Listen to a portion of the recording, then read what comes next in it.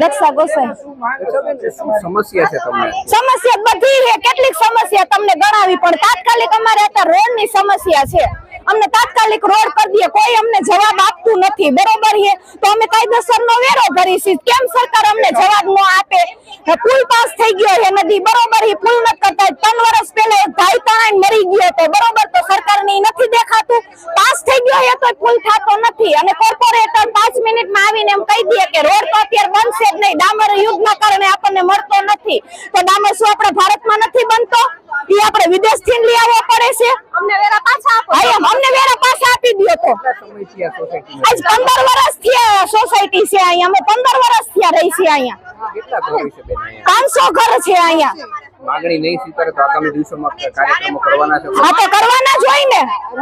હા, રણુજા મંદિર આખો અમે ભેગું રોડ અમે જામ કરશું આખો. 500 સોસાયટી ની પબ્લિક તો હશે જ ને. અમે 500 સોસાયટી ના માણસ અહીંયા રોડ જામ કરશું. અમને રોડ નથી ને તો ચોક્કસ. શું નામ બેન તમારું? મારું નામ ધૂંધી ધર્મેશભાઈ ટીલાડા છે. હું આ ઋષિ પ્રસાદ સોસાયટીમાં રહું છું ને વોર્ડ નંબર 18 માં રહું છું. અમારે અહીંયા એટલી સમસ્યા છે કે બધા થાકી ગયા છે. હવે મોસ્ટલી બધા 15 વર્ષથી રહી છે પણ બધા થાકી ગયા છે. સરકારને એટલી અપીલ કરીએ છીએ કે રોડ રસ્તા સફા કરી દો, જે નદીમાં ગંદકીવાળો છે એ ચોખ્ખો કરી દો, અને પ્લસ જે ગંદકીવાળાના હિસાબે જે નાના નાના છોકરાઓ છે એ બહુ બીમાર પડે છે, એના હિસાબે અમે એટલું કહીએ છીએ કે અમને એટલી ચોખ્ખાઈ આપી દો. અમે ઘરમાં એટલી ચોખ્ખાઈ રાખી છે તો શેરીમાં તો એટલી ચોખ્ખાઈ હોવી જ જોઈએ. આ 15 વર્ષથી અમે એટલા હેરાન થઈએ છીએ.